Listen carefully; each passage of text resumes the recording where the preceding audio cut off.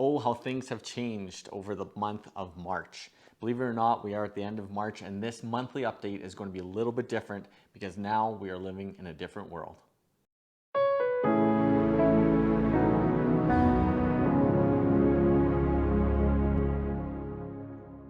Hi everybody, Travis Hawryluk here with RE/MAX Preferred Choice, and I want to switch things up a little bit with this month's market update.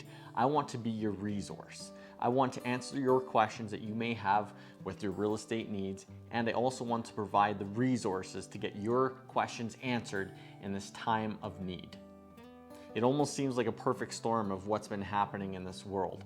We've had plummeting oil prices, we've had a struggling economy, and now with the COVID-19 pandemic, we all have to be very careful and have each other's backs.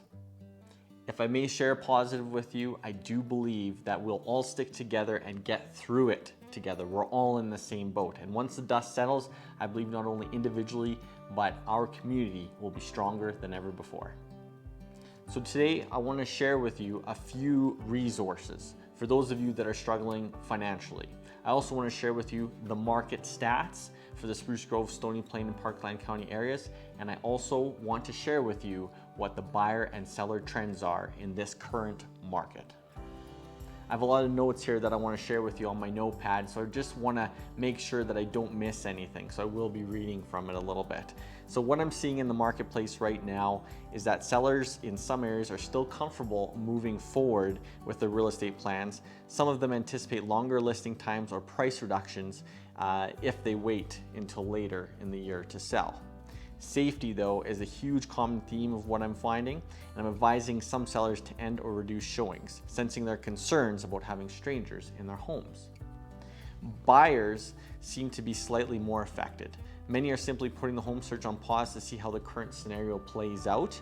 Others have either lost their jobs or are concerned about that possibility, so are holding off for now.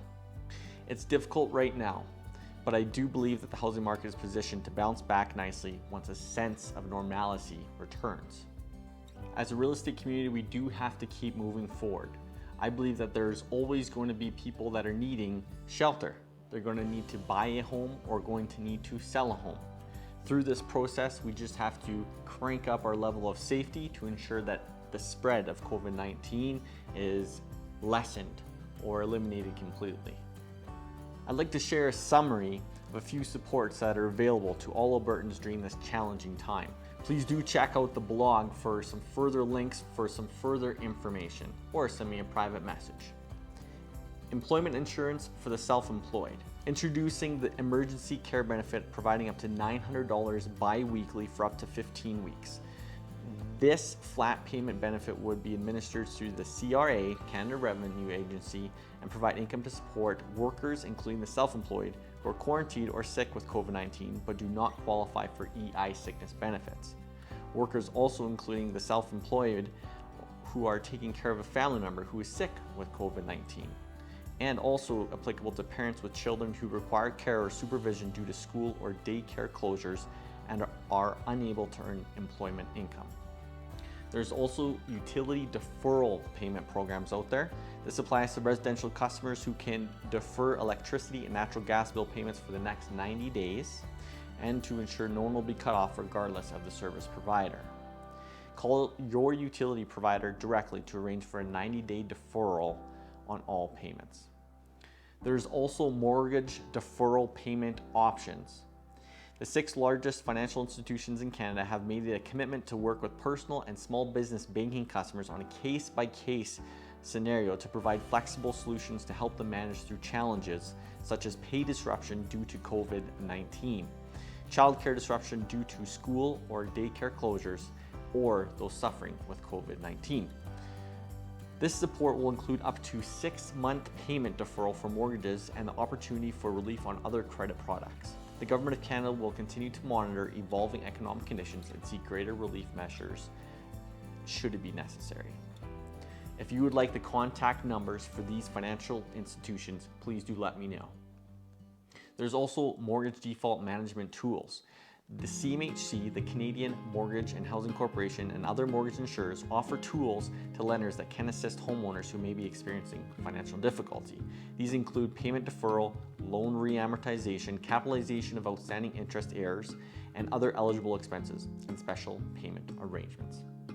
There's also been some important changes to tax filing and payment deadlines. So for individuals, the deadline to file your income tax and benefit return will be deferred until June 1, 2020. The deadline to pay any balance due for your individual income tax and benefit return for 2019 has been extended from April 30th, 2020 to September 1st, 2020. For the self-employed and their spouse or common law partner. For self-employed individuals, those who have spouses or common law partners that are self-employed, the deadline to pay any balance due for your individual income tax and benefit return has been extended from April 30th, 2020 to September 1st, 2020.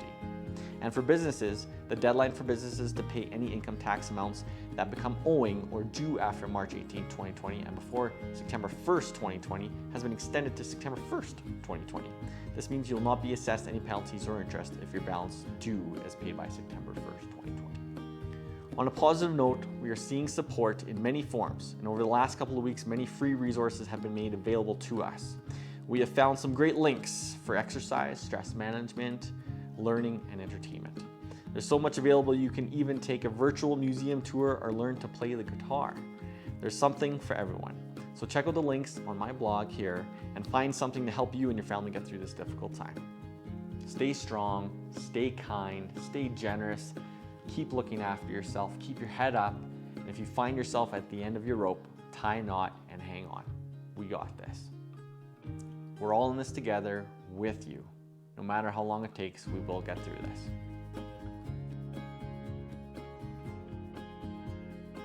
Next up, I would like to share with you the market stats for the Spruce Grove, Stony Plain, and Parkland County area.